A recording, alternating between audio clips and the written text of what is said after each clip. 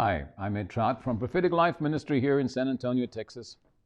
And we are on YouTube, and I hope that you have subscribed and have hit that little bell so we can notify you every time we put up a new edition.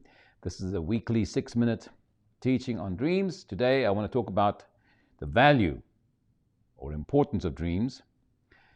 There was a man who was from Bethlehem. He was older and he was a builder, a construction worker, and he settled because of family ties and connections, as life often presents itself, and he felt he had a better opportunity to do business in a little town called Nazareth. And there he went to synagogue, to church, like most people did, and then he finally was, by some families, and often is very common in the traditional Jewish ways, to recruit or employ a matchmaker that will find a match for your child for later years when the child's still young. And those marriages actually work really well. But either way, this man Joseph was committed, or they'd found a match called Mary. Very common, and Mary had no problem with it because they grew up with that culture. And it happened in her life that she, as you all know, she met an angel on the road outside of town that told her she'd have a baby and God was going to make her pregnant. A absolutely amazing encounter, tremendous. I mean, just overwhelming. It's not happened before, it didn't happen again. And Joseph, being older and detected that she was pregnant, was very discouraged, didn't want to marry her.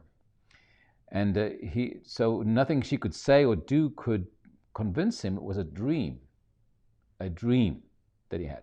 We don't know what the dream comprised of, but the dream itself was so important to him as a spiritual man that he decided he would marry her because of it. It was also a dream, once the baby was born, that they were in Bethlehem, that had him leave there and go to Egypt for 2 years.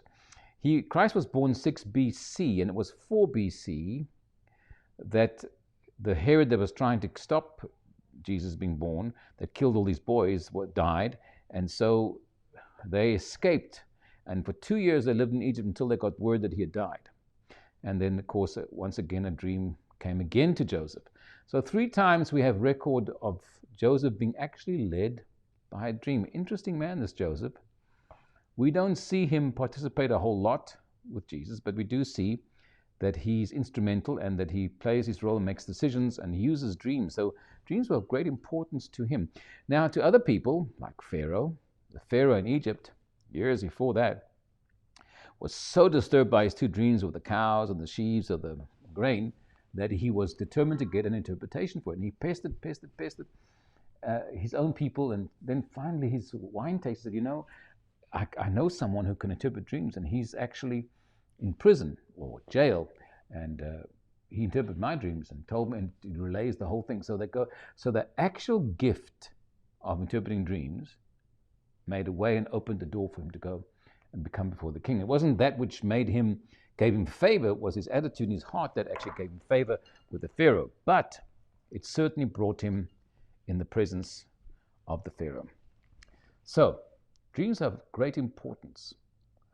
And I strongly encourage you to take them seriously, because God will lead you. If you do pay attention to them, or if you just dismiss them, ignore them, then you will stop having them, or they will have no value to you. But I do strongly suggest that you take those dreams seriously, write them down, record them, share them with someone. Start learning to interpret them. We do have books. You can download our book. You can send for it. It has a dictionary in it. It has patterns on how to interpret your dreams. Dreams can be mostly for yourself, usually, unless you're in a ministry or some position that's very important, like an intercessor, a deacon, elder, assistant pastor, pastor of a church. Whatever you're doing, often the dream will be for that. The 3 wise men, God brought them to pay homage to our Lord Jesus. And it was a dream that told them not to go back the way they came. God was that interested in those wise men that he gave them a dream. They weren't Jews, they weren't Christians, but they were good, noble men. So God gives dreams to everybody and anybody. Pontius Pilate's wife was so disturbed by the dream about Jesus, she told her husband, have nothing to do with this Jesus. I dreamt such a dream about him. So there's no limit to those dreams. So may I encourage you to take the dreams seriously, to write them down, keep record of them, In fact, oddly enough, a dream can be like a puzzle. You'll dream this today, and then a piece next week, and if you keep a record of it, you'll be surprised how it'll all begin to piece together. I'm so glad you joined us at Prophetic Life. Please avail yourself to our website. If you're prophetic, watch our prophetic titles too, and also join us at our prophetic encounter. We have a website called propheticlife.com, and we have an app. Download it from the App Store. We'd love to be in contact with you. Write daily devotions that you can really enjoy. God bless you for joining us today. We look forward to seeing you soon.